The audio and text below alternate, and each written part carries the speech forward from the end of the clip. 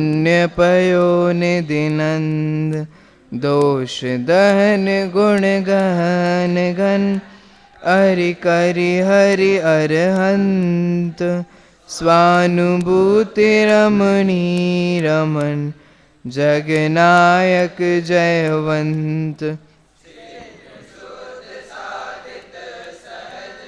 स्वरस सुधारस धार समय सार शिव सर्वगत नमत हो सुखकार जैनी वाणी विविध विधि वर्णत विश्व प्रमाण स्यात् पद मुद्रित अहित हर करहु सकल कल्याण मैं नमो नगन जैन जन ज्ञान ध्यान धन लीन मैन मान बिन दान धन ऐन हीन तन छीन एह विधि मंगल करन ते सब विधि मंगल होत उदंगल दूर सब तम जो भानु द्यो।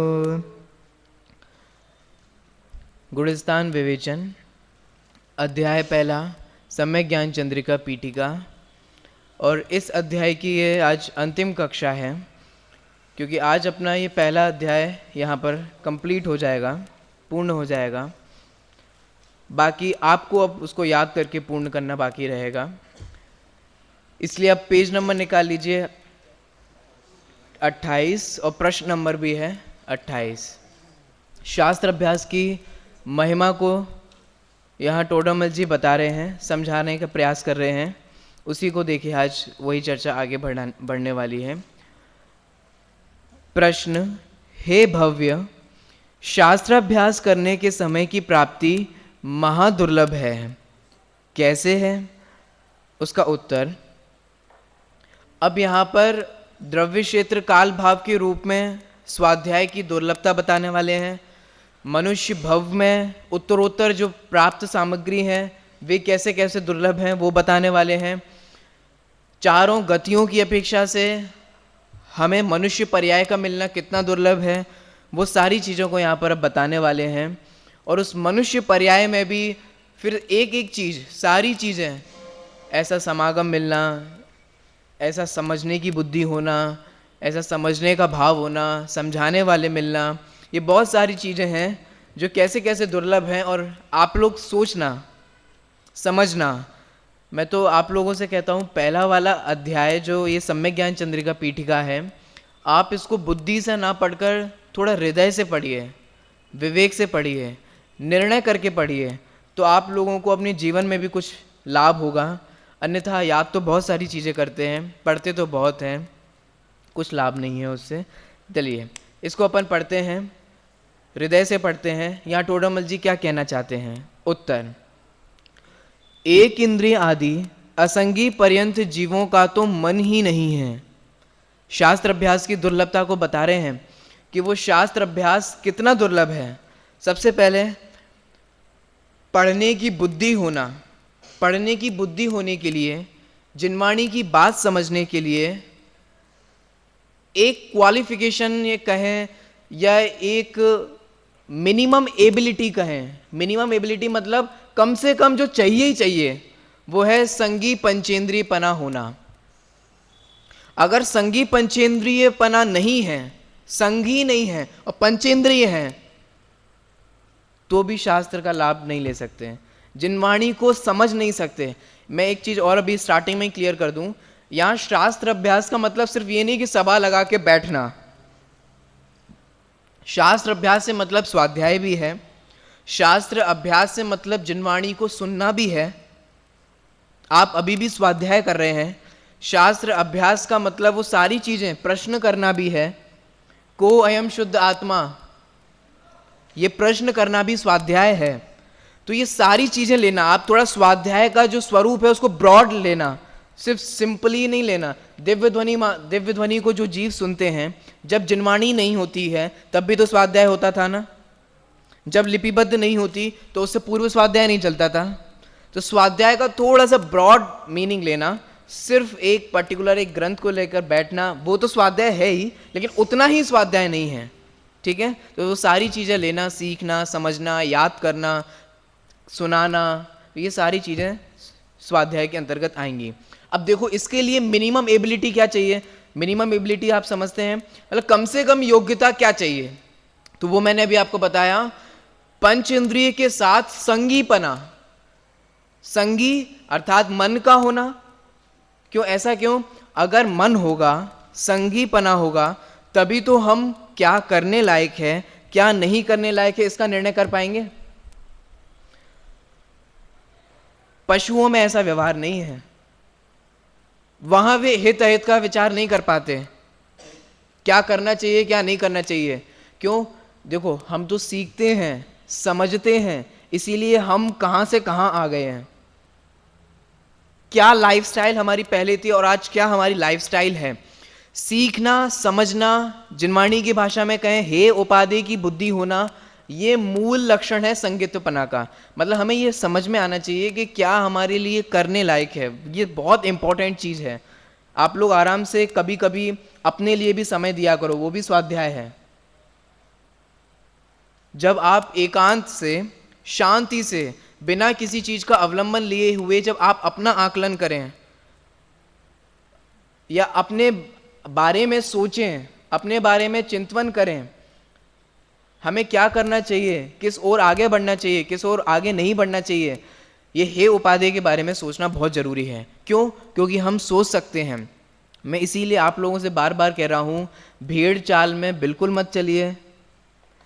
जहां पूरी दुनिया जा रही है वहां जाना भी है कि नहीं जाना है, ये निर्णय पूर्वक करिए। सिर्फ सब जा रहे हैं इसलिए हमें भी जाना चाहिए, ये कोई अच्छी बात नहीं होती है। संगित्व है, संगी है, तो उसका उपयोग कीजिए, और उसका उपयोग होगा तब जब हम ये विचार करेंगे कि हित अहित क्या है, मेरा लाभ किस में है और मेरा अहित किस में है। इसीलिए टोडरमल जी पहले कह रहे हैं, ये चिंतन आप कर सकते हैं, आप सोच सकते हैं, वो चींटी नहीं सोच सकती, और वो एक इंद्रिय से लेकर पंचेंद्रिय जीव तक नहीं सोच सकते, लेकिन आप सोच सकते हो। और अगर आप नहीं सोचो तो भेड़ चाल चलो, तो जहां सब जा रहे हैं वहां आप भी ब्लाइंडली उनको फॉलो करो, तो आप भी उन्हीं की तरह हो गए। बस कमाना कमाना और इकट्ठा करना और इकट्ठा करना और इकट्ठा करना, तो फिर चींटी में और आप में क्या अंतर रह गया? वो भी दिन भर मेहनत करके, सोती भी नहीं है, रात दिन मेहनत करके बस इकट्ठा करना, यहाँ जाना वहाँ जाना, इसके लिए इकट्ठा करना। जो नीचे नीचे खोदे जाए ना, तो बहुत बहुत सारा,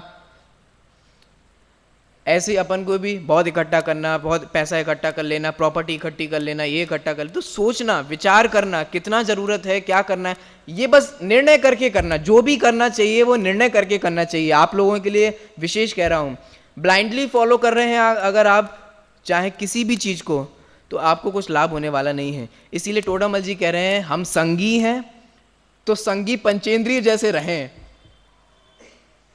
हित अहित का निर्णय करें। तो देखिए, क्यों? क्योंकि एक इंद्रिय आदि असंगी पर्यंत जीवों को तो मन ही नहीं है। वे कह सकते हैं कि हम तो कर्माधीन हैं, हम क्या करें। और आगे अब अन्य गतियों के बता रहे हैं, नार की वेदना से पीड़ित हैं। नरक का स्वरूप हम सभी को पता है। उनको तो कुल मिला के अगर और इसको सरल कर दें तो नारकी लोगों को तो मारने काटने से ही फुर्सत नहीं है। इसको मारो, इसको सताओ, अब ये करो, अब इसको कैसे मैं परेशान, तुझे तो मैं देख लूंगा, तुझे तो मैं बता दूंगा, या किसी व्यक्ति के बारे में इसको कैसे मैं परेशान करूं, इसको और मैं कैसे दुखी करूं। तो टोडरमल जी यहाँ कह रहे हैं, नारकियों को तो ये मतलब साता ही नहीं है। वे चुप, देखो, जिनवाणी की बात को अगर सुनना है, समझना है, कुछ प्राप्त करना है, तो चुपचाप शांति से बैठ के सुनना तो पड़ेगा ना, चिंतन तो करना पड़ेगा ना। क्या नारकियों को वो अवसर उपलब्ध है? मारने काटने से इतनी कषाय अधिक होती है, इतनी कषाय अधिक होती है, कषाय की तीव्रता ही नेचुरली नरक गति के कारण ही इतनी होती है कि वहां फुर्सत ही नहीं है इस चीज की। वे बेचारे इसी से, मारने काटने से उनको फुर्सत नहीं है। कभी कभी ऐसा विकल्प भी आता है, आप लोगों ने भी सुना होगा, वो अपन कहते हैं ना, जब तीर्थंकर का जन्म होता है तो कुछ समय के लिए साता होती है, तब तो वे अपने अवधि ज्ञान का प्रयोग कर सकते हैं ना। सोच सकते हैं ना कि क्यों साता हुई है, क्यों अचानक से ही परिणामों में शांति हुई है? नहीं करते, विकल्प नहीं आता, बुद्धि नहीं चलती। इसीलिए यहां कह रहे हैं नारकी तो वेदना से पीड़ित हैं, और वो मारने काटने से पीड़ित नहीं है, सचमुच तो अपनी कषाय से पीड़ित हैं। आगे बढ़ते हैं। तिर्यंच विवेक रहित हैं, तिर्यंचों को विवेक नहीं है, क्या करना चाहिए, कैसे नहीं करना चाहिए, किसमें हमारा हित है, किसमें हमारा अहित है, तिर्यंचों को इस प्रकार का विवेक नहीं है। देव विषयासक्त हैं, वे देव चाहें तो अकृत्रिम जिनालयों की तो वंदना कर सकते हैं, वे देव चाहें तो विद्यमान विष तीर्थंकर के सम्मोषण में जा सकते हैं, सीमंदर भगवान की देशना का लाभ ले सकते हैं, स्वाध्याय कर सकते हैं, कि मन ही नहीं होता।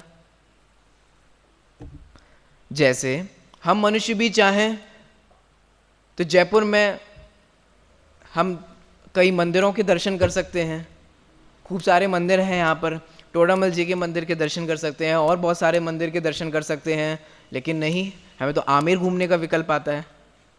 ऐसी देव भी चाहें तो वे भगवान की वाणी का लाभ ले सकते हैं, लेकिन नहीं, उनको नंदन वन घूमने का मन आता है। कहीं पिकनिक का प्लान भी बनता है ना, आउटडोर बाहर घूमने के लिए कहीं मन बनाते हैं, तो वो भी नंदन वन का, आराम से वहां जाएंगे, घूमेंगे फिरेंगे। इतने विषयासक्त हैं, इतने विषयासक्त हैं कि उनका भाव नहीं होता, मन नहीं होता।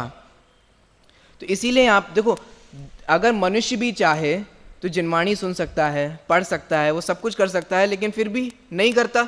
ऐसी देवों में तो और विषयासक्ति है, वे देव चाहें तो खूब खूब अकृत्रिम चैत्यालयों की वंदना करें, कितने कितने कैसी कैसी वो इतनी इतनी धनुष की बड़ी बड़ी मूर्तियां होती हैं, सुनकर कभी कभी आप भाव विभोर होते होंगे, या कदाचित अगर आप भद्र परिणामी हैं तो आपको भी लगता होगा कि हम भी कभी ऐसे दर्शन करें, या मन छटपटाता होगा, इस तरीके का होता होगा, लेकिन उनको भाव नहीं आता। शक्ति सामर्थ्य होने के बावजूद भी कई देवों को नहीं आता, उनको भाव आता है मनुष्य लोग के जीवों को सताने का, नाना प्रकार की क्रियाएं करने का। हीन जाति के देव हैं, व्यंतरादिक जो देव हैं, उनको इसका मन आता है। तो इसलिए देखो यहाँ क्या कह रहे हैं, 4 गतियां होती हैं ना, 4 गतियों में से हम मनुष्य गति के हैं, अब बाकी को एक साइड में लिया। तिर्यंचों के लिए क्या बोला, 1 से लेके 5 इंद्रिय तक के जो तिर्यंच हैं वे कैसे हैं, मन रहित हैं, वे मन रहित हैं, वे संगी नहीं हैं, वे विचार नहीं कर सकते। इसलिए हम उनसे क्या कहें, उससे कहें हे चीटी आया करो प्रवचन में, तो इसलिए हम उससे कुछ नहीं कहते हैं, ठीक है। अब नारकी वे वेदना से पीड़ित हैं, कषायों से पीड़ित हैं। अब जो संगी पंचेंद्रिय भी जो वो हैं तिर्यंच, वे संगी पंचेंद्रिय होने के बावजूद भी विवेक से रहित हैं, विवेक की बुद्धि नहीं है। मतलब विवेक की बुद्धि नहीं है। अब तिर्यंच को बुला के पढ़ाएं, लो पढ़ो समय सार, बोलो अरस अरूवम गंधम, क्या समझ में आया बताओ, उसको प्रवचन में लेकर आए। तो मुख्यतः वे तिर्यंच भी अविवेकी हैं और देव वे विषयासक्त हैं। तो 4 गतियों के जीवों के बारे में बताया। अब देखिए आगे, इसलिए मनुष्यों को अनेक सामग्री मिलने पर ही शास्त्र अभ्यास होता है। अब वो अनेक सामग्री क्या है, ये आगे वाले सेकंड लास्ट पैराग्राफ में बताएंगे, इसलिए मैं अभी उसका खुलासा नहीं करता हूं। आगे, इस मनुष्य पर्याय की प्राप्ति ही द्रव्य क्षेत्र काल भाव से महादुर्लभ है। अब देखिए टॉपिक समझना कि अब क्या आने वाला है। अब यहां पे शास्त्राभ्यास करो ये नहीं बताएंगे, नहीं, अब यहां ये बताएंगे कि मनुष्य मिलना कितना दुर्लभ है, सिर्फ मनुष्य पर्याय।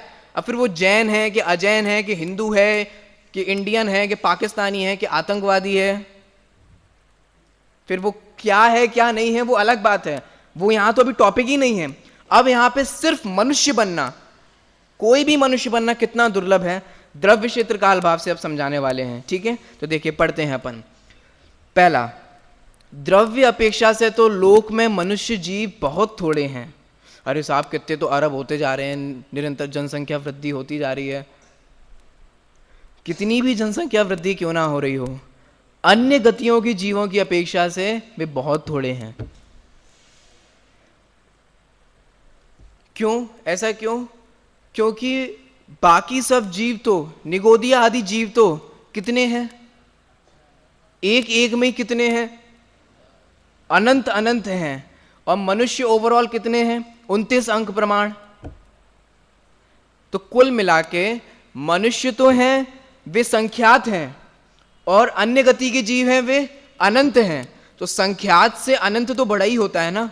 अब संख्यात क्या है, असंख्यात क्या है, अनंत क्या है, ये अगले प्रश्नों में आएगा। अपन जैसे जैसे आगे बढ़ेंगे ना तो वो भी समझेंगे। लेकिन संख्यात से अनंत तो बड़ा होता है ना।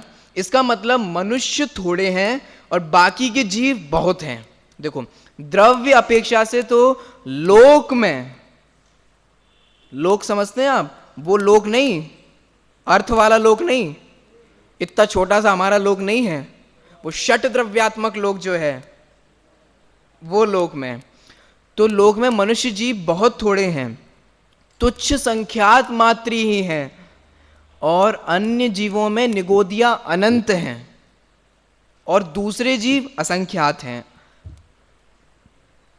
अब आगे देखिए, मनुष्यों का क्षेत्र कितना कम है, हम लोग को कितनी कम प्रॉपर्टी मिली है।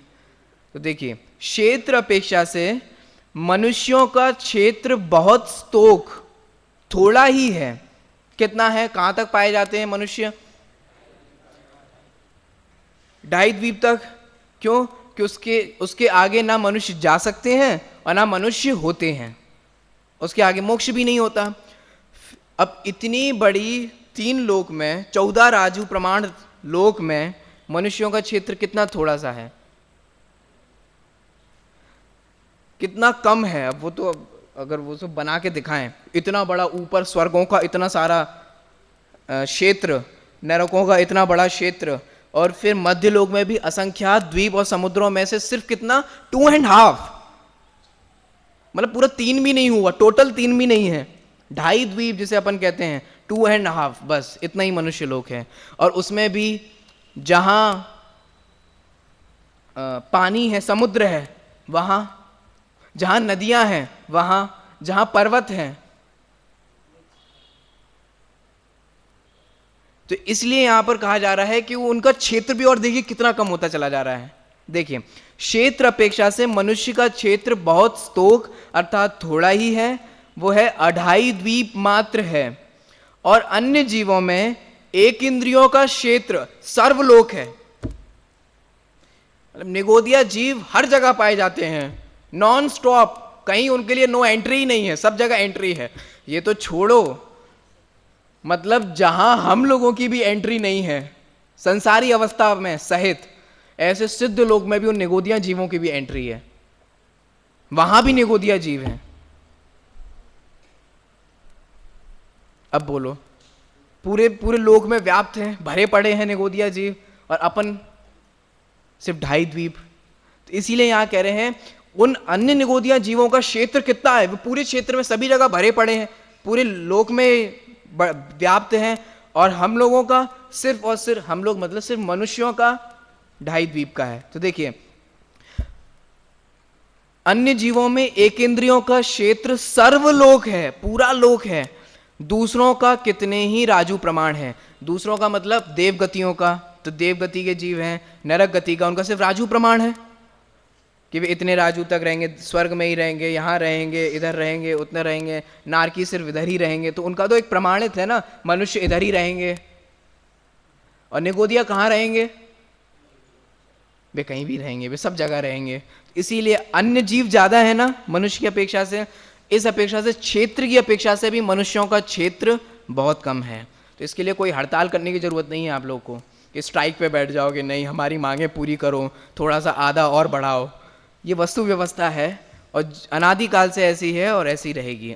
आगे, काल अपेक्षा से, काल अपेक्षा से मनुष्य पर्याय में उत्कृष्ट रहने का काल स्तोक है। उत्कृष्ट मतलब ज्यादा से ज्यादा। हम मनुष्य, देखो अब इसको विचार करते हैं, हम मनुष्यों का रहने का काल कितना है अभी? क्यों निखिल, तुम्हें ऐसा लगता है कि तुम 120 तक जी पाओगे? लगता है आज के क्लाइमेटिक चेंजेस को देखते हुए, इन्वायरमेंट में जो चेंजेस हो रहे हैं, और वो भी मैक्सिमम है, लेकिन कौन इतने लोग हैं जो इसको कर पाते हैं। देखो मैं क्या कहना चाह रहा हूं, हम मनुष्य, अभी तो अपनी बात ले रहे हैं, हम मनुष्यों की आयु भी स्टार्टिंग में जब पढ़ते थे ना, तब वो 100 आता था, फिर 80 हो गया, अब 60-70 के अप्रॉक्स चल रहा है। अब सोचो हमारा काल कितना सा है, और देवों का, नारकियों का, निगोदिया का, अन्य जीवों का तो, अन्य 2 इंद्रिय 3 इंद्रिय आदि का तो कम भी है। इसका मतलब अन्य गतियों के रहने का काल अधिक है और मनुष्य गति के रहने का काल कम है। अब उत्कृष्ट कितना है वो यहाँ पे देखो बताते हैं, कर्म भूमि की अपेक्षा से, काल अपेक्षा से मनुष्य पर्याय में उत्कृष्ट रहने का काल स्तोक है, कम है। कर्म भूमि अपेक्षा पृथकत्व कोटि पूर्व मात्र है। पृथकत्व का मतलब 3 से 9 की संख्या जो होती है, 3 से लेकर 9 की तक जो संख्या होती है उसको बोलते हैं पृथकत्व। तो मनुष्य कर्म भूमि की अपेक्षा से मनुष्यों का उत्कृष्ट रहने का काल भी पृथकत्व कोटि पूर्व मात्र है, सिर्फ मात्र है ये। क्यों? क्योंकि अन्य पर्यायों की अपेक्षा, और अन्य पर्यायों में उत्कृष्ट रहने का काल, उत्कृष्ट रहने का काल मतलब एक के बाद एक के बाद एक के बाद एक के बाद ऐसे रहने का काल। एक इंद्रियों में तो असंख्यात पुद्गल परावर्तन मात्र। अभी तो आप लोग एक पुद्गल परावर्तन की जब चर्चा सुन लोगे ना, सिर घूमने लग जाएगा। सिर्फ एक पुद्गल परावर्तन, एक पुद्गल परावर्तन, और उस एक पुद्गल परावर्तन में भी इतना इतना इतना इतना विस्तार है कि वो एक परावर्तन कितना है। ऐसे ही एक इंद्रिय का कितने कितने परावर्तन है यहाँ पे, बहुत विस्तार है उस परावर्तन का। एक परावर्तन, 2 परावर्तन, 3 परावर्तन, ऐसे लाख करोड़ अरब संख्यात, ऐसे असंख्यात परावर्तन एक इंद्रिय का। और उसके आगे भी क्या जोड़ दिया, मात्र। अनंत की अपेक्षा से मात्र है, अनंत पुद्गल परावर्तन की अपेक्षा से मात्र है। बाकी तो इसे सुन लोगे तब बहुत चक्कर आ जाएगा। और आगे बढ़ते हैं, और अन्यों में संख्यात पल्य मात्र है। संख्यात पल्य मात्र है मतलब अगर अपन सैनी पंचेंद्रिय जीवों की भी बात करें तो सैनी पंचेंद्रिय के जो भोग भूमि के जो तिर्यंश होते हैं उनकी भी जो उत्कृष्ट आयु है वो 3 पल्य है। 1 पल्य, 2 पल्य, 3 पल्य, ये भोग भूमि के अपेक्षा से आयु है।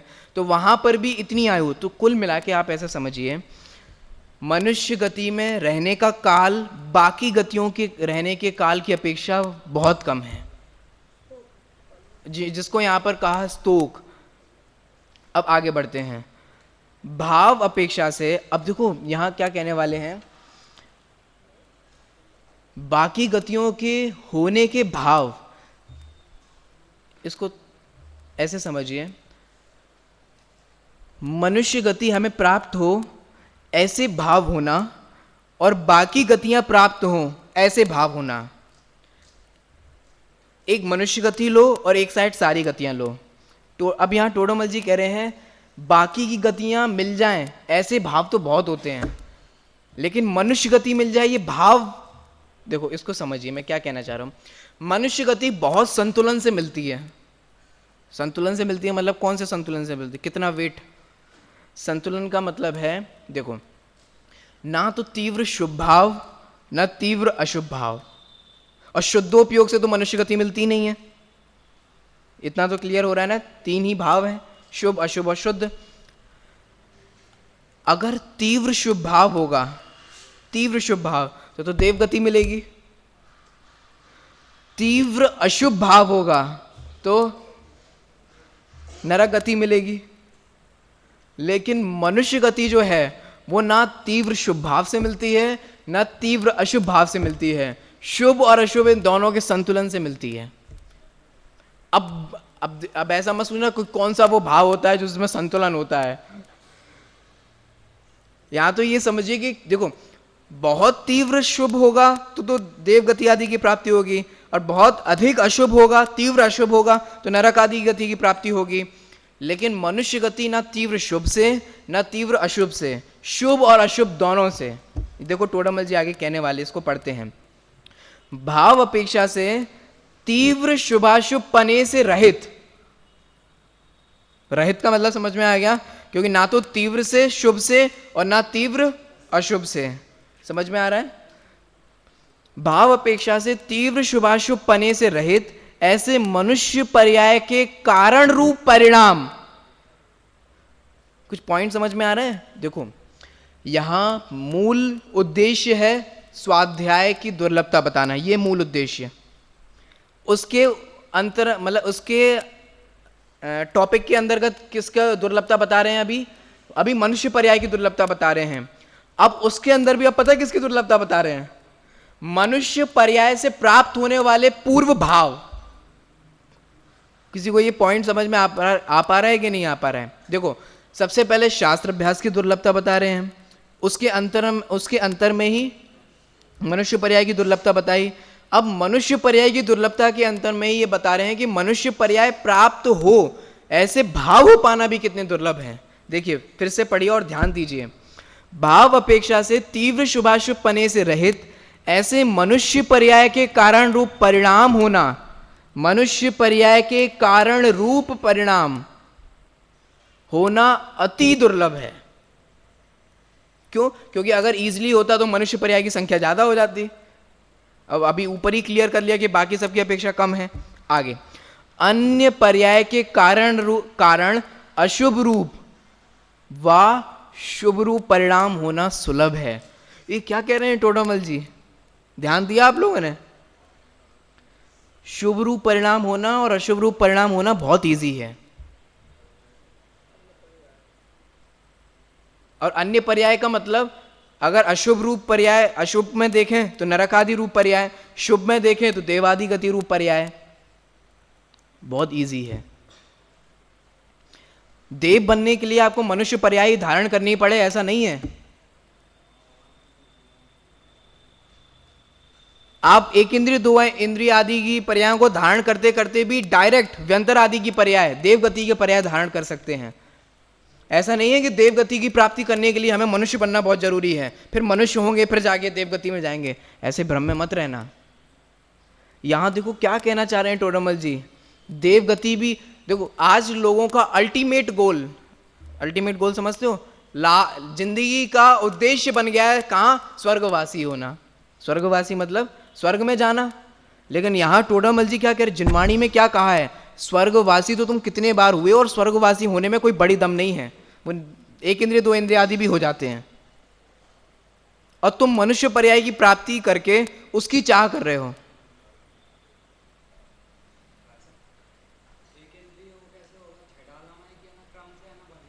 वो वर्णन अलग है, कर्णानुयोग की सूक्ष्मता से वर्णन अलग है। इसीलिए देखो टोडामल जी यहां पर कह रहे हैं अन्य पर्याय के कारण अशुभ रूप व शुभ रूप परिणाम होना सुलभ है।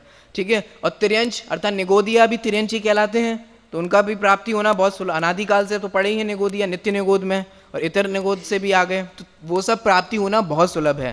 लेकिन मनुष्य पर्याय की प्राप्ति होना दुर्लभ है। अब आगे बढ़ते हैं।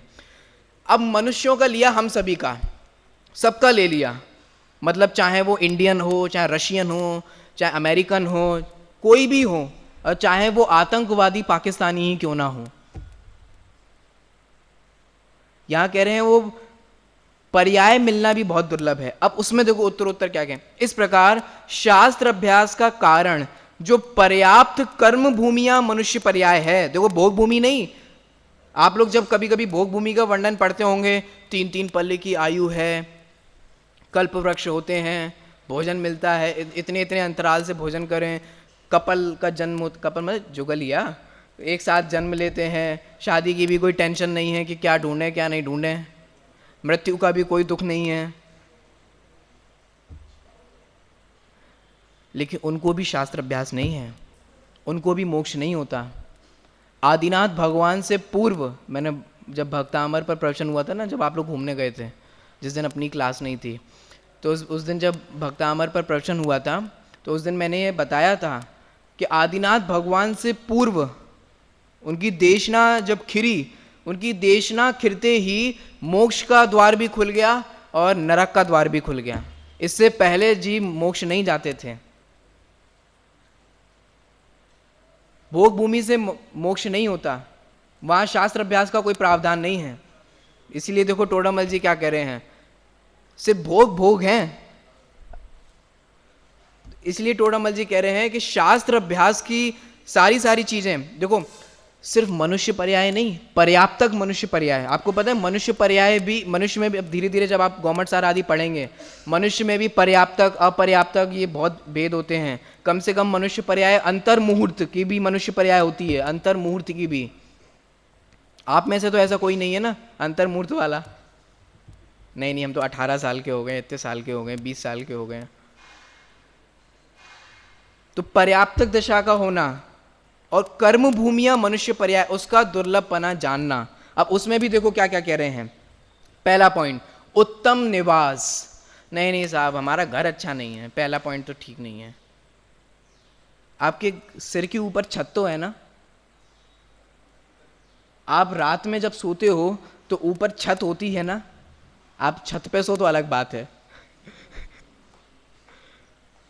लेकिन अपने ऊपर वो आसरा कहें या कुछ भी कहें, वो तो होता है ना। इतना अभी जो हम में रोड साइड में से हो कि हमारे पास कोई घर ही ना हो, तो सबसे पहले देखो उत्तम निवास का मतलब क्या है। अब उत्तम निवास की व्याख्या भी हो सकती है। उत्तम निवास का मतलब वो नहीं जहाँ 32 मंजिला मकान हो, अंदर में कलह हो। कुछ समझ पा रहे हो क्या कह दिया मैंने? बड़ी बड़ी बिल्डिंग्स तो हो, लेकिन पापा दूसरे कमरे में, मम्मी दूसरे कमरे में, बेटा दूसरे कमरे में, महीनों से एक दूसरे से मिल नहीं रहे हैं।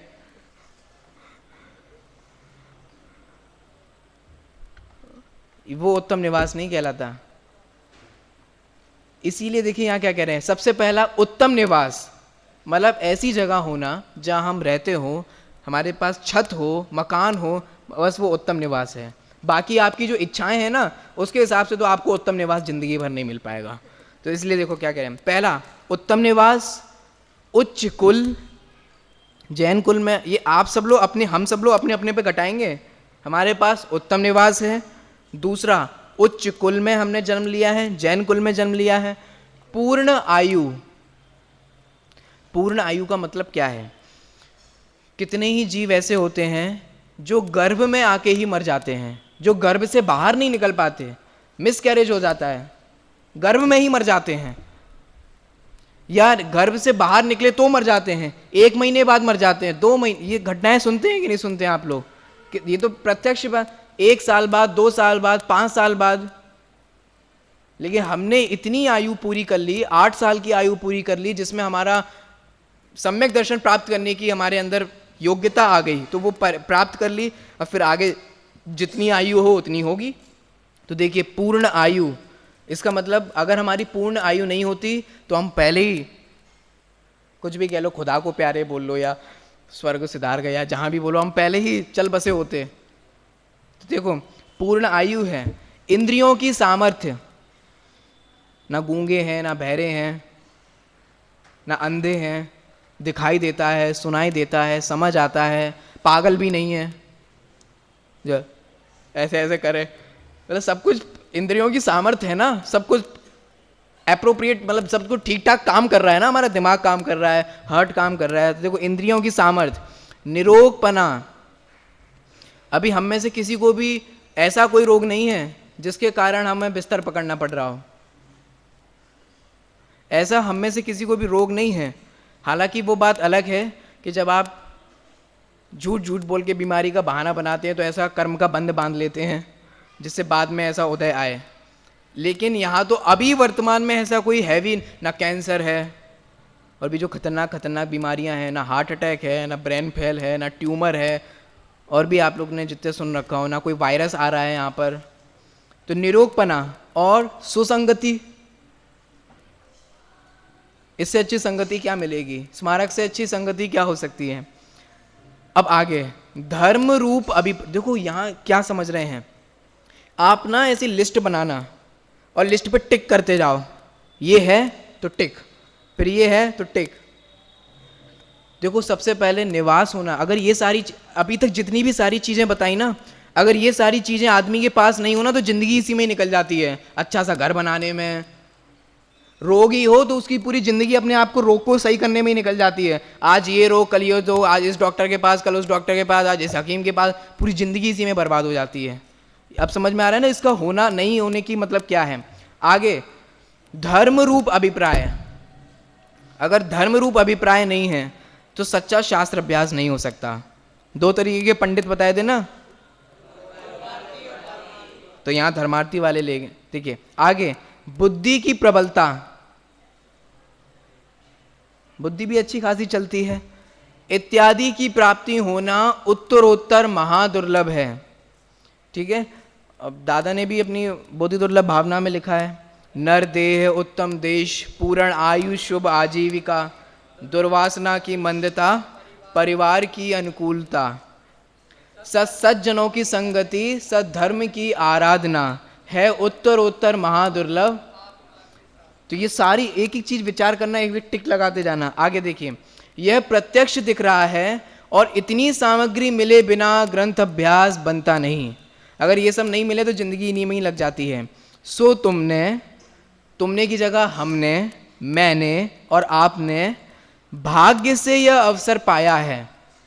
अब सोचो, हम लोग भी यूथ है ना, इसमें और लगा लो, हम अन्य जगहों पे नहीं गए। आजकल दादाओं के प्रवचन में कितना आ रहा है कि हम कितने भाग्यशाली हैं, कितने बाकी दुनिया से अलग हैं, तो वो सारी चीज़ें सब लग जाएंगी यहाँ पर।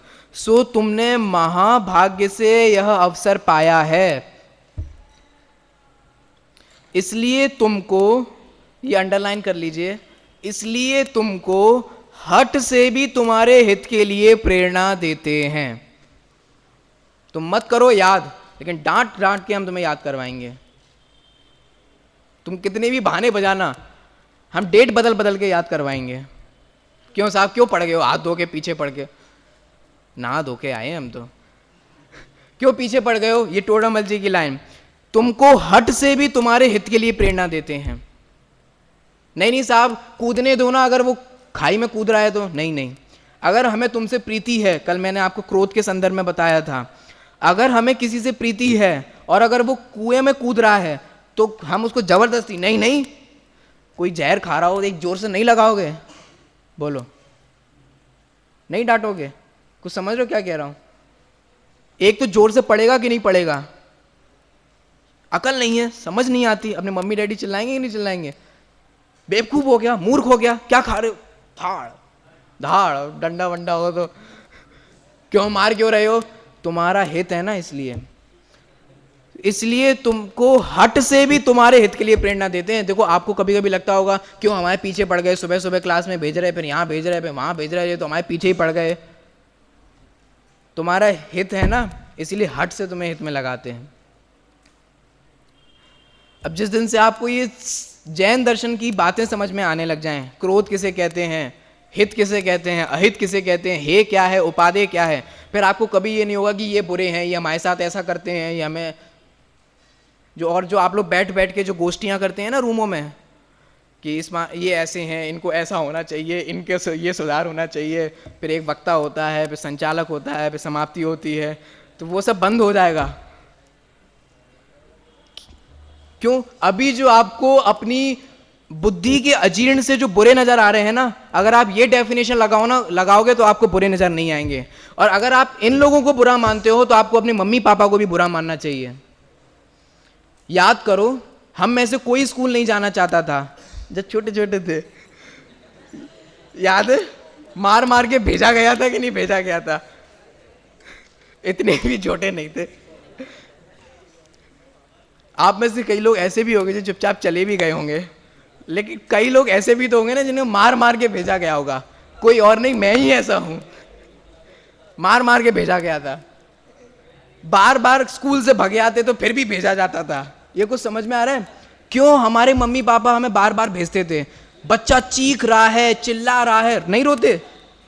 ऐसे नाक निकल रही है, ये हो रहा है, और फिर भी माता पिता हमारे स्कूल में हमें छोड़ के आते हैं। अब समझ में आ गया ना? क्यों? क्योंकि जिसमें उन्हें हित नजर आता है उसको बुद्धि। सुनो एक बात और कह देता हूँ, आप में से कई लोग ऐसे होंगे जिनका मन नहीं होगा स्मारक में आने का, और जो माता पिता की प्रेरणा से या प्रेरित होकर ज़बरदस्ती यहाँ आए होंगे, अपने माता पिता के लिए भी ये लगाना। हमारे मम्मी पापा ने जो, मुझे भी नहीं पता था कि मैं स्मारक क्यों आ रहा हूँ, सचमुच बोल रहा हूँ। ना मुझे ये पता था कि यहाँ शास्त्री बनते हैं, ना ये पता था मुझे धर्म पढ़ना पड़ेगा, ना ये पता था मुझे जिनवाणी पढ़नी पड़ेगी या संस्कृत पढ़नी पड़ेगी। हमारे माता पिता, अगर आप लोग अपनी रुचि से आई हैं तो बहुत अच्छी बात है। अगर हमारे माता पिता ने हमें भेजा है तो ये डेफिनेशन लगा लेना। वे चाहते तो हमें कहीं और डाल सकते थे और आईएएस बना सकते थे, और फिर उसके बाद हम जाने क्या करते। देखो आगे अब पैराग्राफ खत्म करते हैं और क्लास समाप्त करते हैं। जैसे हो सके वैसे शास्त्र का अभ्यास करो, अन्य जीवों को जैसे बने वैसे शास्त्र अभ्यास कराओ। कोई सुबह नहीं आ रहा हो ना तो खींच खींच के लाओ।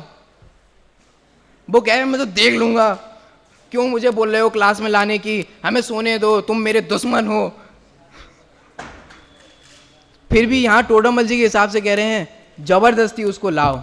देखो, अन्य जीवों को जैसे बने वैसे शास्त्र अभ्यास कराओ, और जो जीव शास्त्र अभ्यास करते हैं उनकी अनुमोदना करो। ये नहीं ये तो आइडियल प्राइज बनने के लिए आ रहा है, इसको तो ये चाहिए इसलिए उचक रहा है, ये नहीं, अनुमोदना करो। आगे बढ़ते हैं। पुस्तक लिखवाना, पढ़ने पढ़ाने वालों की स्थिरता करना। आप लोग वो पढ़ें मेरी जीवन गाथा, वर्णी जी की जो है, पढ़नी चाहिए। आत्मकथा पढ़ने से बहुत इंस्पिरेशन मिलती है। उसमें उन्होंने लिखा कि जहाँ जहाँ वो गए, जहाँ जहाँ वो जाते थे, तो कैसे कैसे समाज के लोग उनकी किसी न किसी प्रकार से, कोई ये ला देता था, कोई ये ला देता था। मतलब जो जिनवाणी का अभ्यास करते हैं उनकी स्थिरता कराओ। और क्या कह रहे हैं, इत्यादि शास्त्र अभ्यास के बाह्य कारण हैं, उनका साधन करना, क्योंकि उनके द्वारा ही परंपरा से कार्य सिद्धि होती है, वह महान पुण्य उत्पन्न होता है। देखो, या तो आप शास्त्र करें, नहीं कर सकते तो किसी को कराएं, और ना कर पा रहे हो ना करा पा रहे हो तो कम से कम भले आदमी अनुमोदना तो कर दो किसी अच्छी चीज की। अभी क्या होता है ये तो अपनी प्रसिद्धि के लिए कर रहे हैं, ना हमारा एक रुपया लगता है, ना हमारा एक पैसा लगता है, किसी अच्छी चीज को हम अनुमोदना भी नहीं कर सकते। कोई जिनवाणी लिख रहा है, कोई पढ़ रहा है, कोई पढ़ा रहा है, या कोई नया काम कर रहा है, कोई कुछ भी कर रहा है, क्या उसकी अनुमोदना नहीं हो सकती? इसलिए टोडरमल जी कह रहे हैं सबसे पहले तो पढ़ो, पढ़ाओ, सीखो, समझो, समझाओ, ये सब करो। नहीं कर सकते हो तो कराओ, जो कर रहा हो उसकी स्थिरता करो, उसको हेल्प करो, उसको पैसे आदि से, मतलब उसको उपयोग वहाँ बर्बाद ना हो, इस तरीके से करो। और अगर दोनों बात नहीं बन रहे हो तो अनुमोदना करो। लिख नहीं सकते तो जो लिख रहा है उसकी मदद करो। अगर उसकी मदद भी नहीं कर सकते तो जो लिख रहा है और जो लिखवा रहा है और जिसके माध्यम से छप रही है, कम से कम उसकी तो अनुमोदना कर दो, पूरा फल लगता है। आगे, क्योंकि देखो, एक तो आप खुद क्लास में नहीं आ रहे हो, जो दूसरा आ रहा है आइडियल प्राइज, तो भाई भले आदमी तुम तो नहीं आ पा रहे हो, कम से कम दूसरा जो आ रहा है उसकी तो अनुमोदना करो। देखो, क्योंकि उनके द्वारा भी परंपरा से कार्य सिद्धि होती है, वह महान पुण्य उत्पन्न होता है। इस प्रकार इस शास्त्र के अभ्यास आदि में जीवों को रुचिवान किया। अब टोडरमल जी तो कह रहे हैं कि उन्होंने किया, अब आप कितने हुए नहीं हुए ये अपने निर्णय करना। अब अगली कक्षा से अपना दूसरा अध्याय जो है वो यहाँ पे प्रारंभ होगा। हाँ पूछिए। एक ही बात है।